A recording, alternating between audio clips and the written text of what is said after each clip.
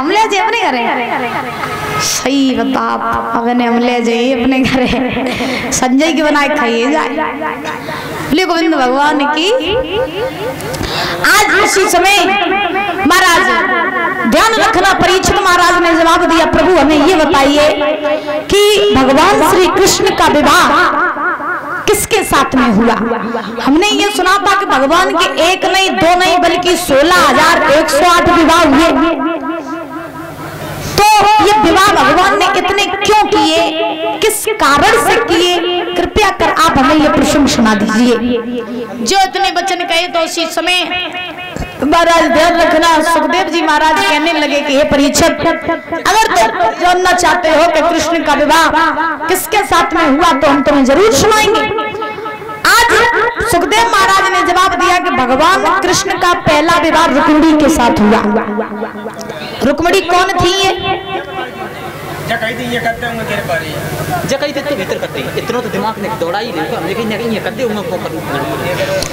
तो ध्यान रखना परीक्षित महाराज, सुखदेव महाराज ने जवाब दिया कि हे परीक्षित, भगवान कृष्ण का पहला विवाह रुक्मिणी के साथ हुआ।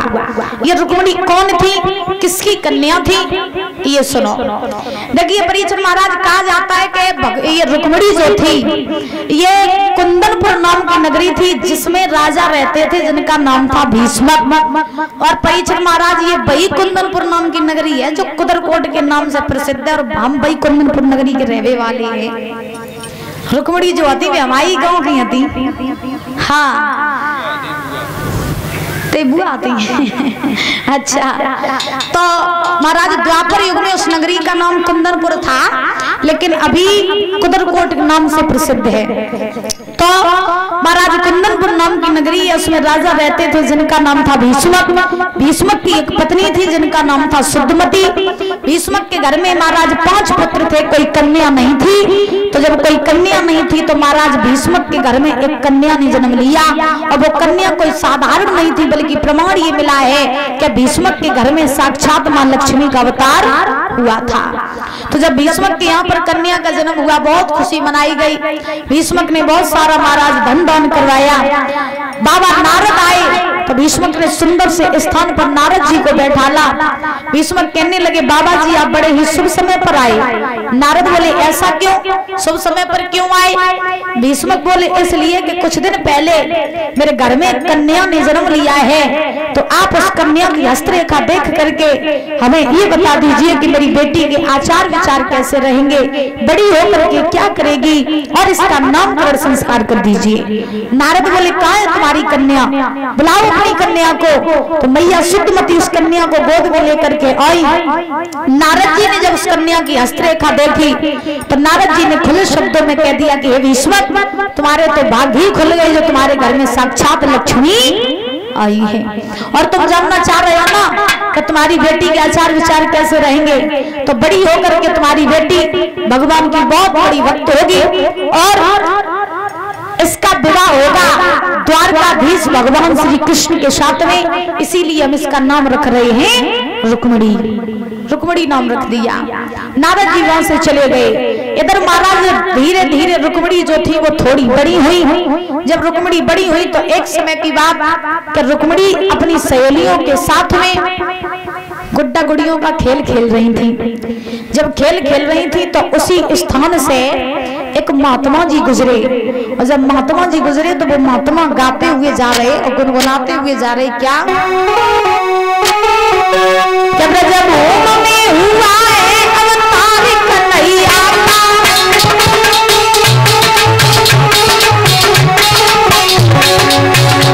ब्रजभूमि में हुआ है अवतार कन्हैया का,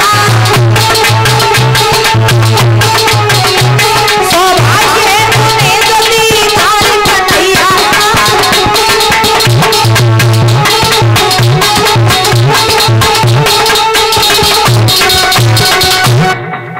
महात्मा जी गाते हुए जा रहे हैं कि ब्रजभूमि में हुआ है अवतार कन्हैया का, और सौभाग्य है उन्हें जो दीदार कन्हैया का।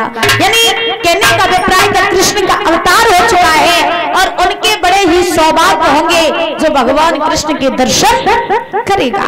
तो रुक्मिणी ने जब ये बात सुनी कि कृष्ण का अवतार हो चुका है और मैंने अभी तक कृष्ण की भक्ति करना प्रारंभ नहीं की, तो उसी दिन से रुक्मिणी के मन में कृष्ण के नाम की लगन लग गई। रुक्मिणी ने विचार किया कि अब तो जीवन में कुछ भी हो जाए, विवाह करेंगे, भक्ति करेंगे तो केवल और केवल कृष्ण की, बेशक कुंवारे मर जाए लेकिन शादी करेंगे तो केवल कन्हैया के साथ में ही करेंगे। जब रुक्मिणी के मन में ये बात बैठ गई तो अब तो रुक्मिणी महाराज सोते जगते चलते फिरते खाते पीते, अब तो उन्हें महाराज केवल कृष्ण ही कृष्ण दिखाई देने लगे। जब रुक्मिणी को कृष्ण ही कृष्ण दिखाई देने लगे, अगर लड़कियां कोई दूसरी भी बात करती तो रुक्मिणी और की बात नहीं सुनती, केवल और केवल कन्हैया की बात करती है।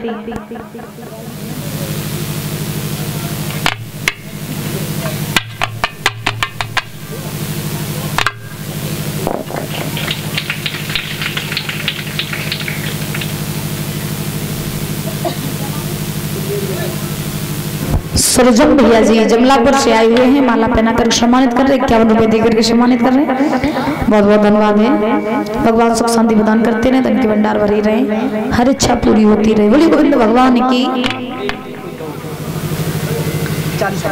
तो ध्यान रखना महाराज, आज रुक्मिणी के मन में कृष्ण के नाम की लगन लगी। और कैसी लगन लगी?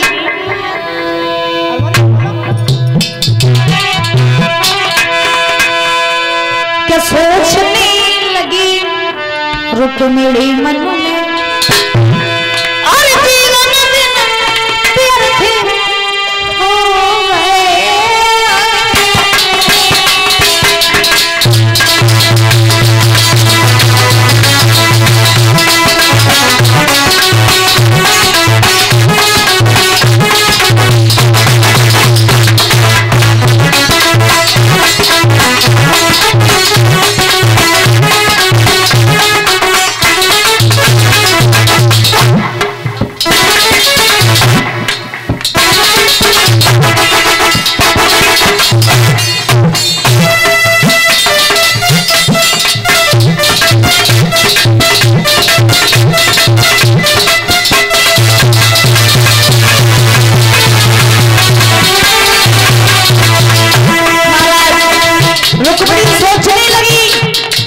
कन्हैया की मैंने भक्ति करना प्रारंभ नहीं की और कन्हैया का अवतार हो चुका है, मेरा जीवन ऐसे व्यर्थ जा रहा है।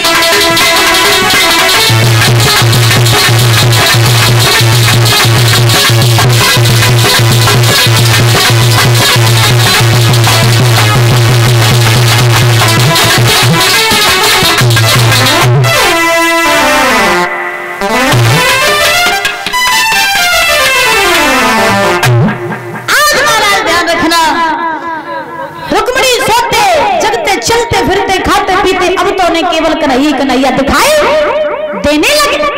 इधर महाराज ध्यान रखना, ऐसे कृष्ण की भक्ति करते करते करते करते रुक्मिणी सयानी हो गई, यहाँ तक कि रुक्मिणी विवाह के योग्य हो गई।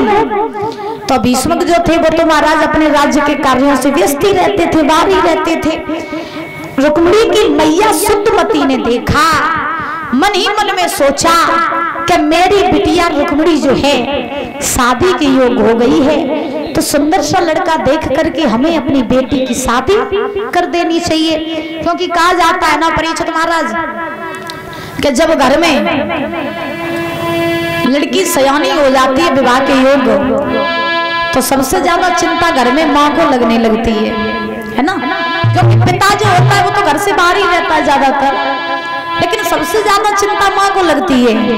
सुतमती ने देखा मेरी बेटी विवाह के योग हो गई है, सुंदर सा लड़का देख करके हमें इसकी शादी कर देनी चाहिए। जैसे ही मन में सोचा,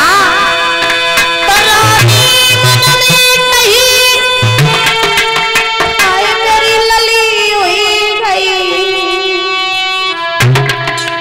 बड़ी मेरी सियानी, और बड़े योग सुधा के हुई गई रे, सोच रही माँ।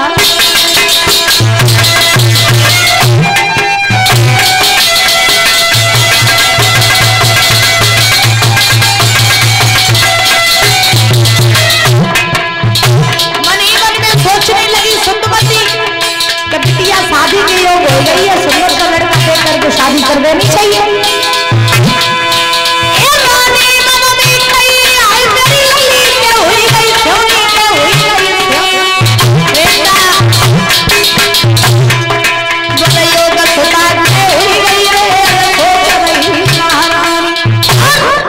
एक दासी लई बुलाई कई समझ आए चली निकल गई,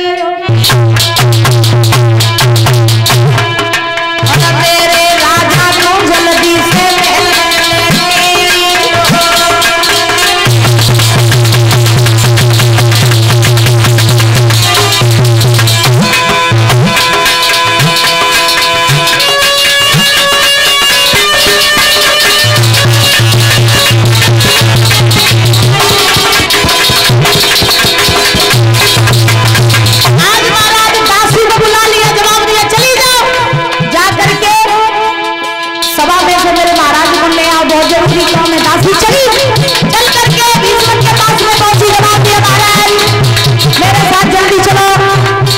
महलों में रानी की याद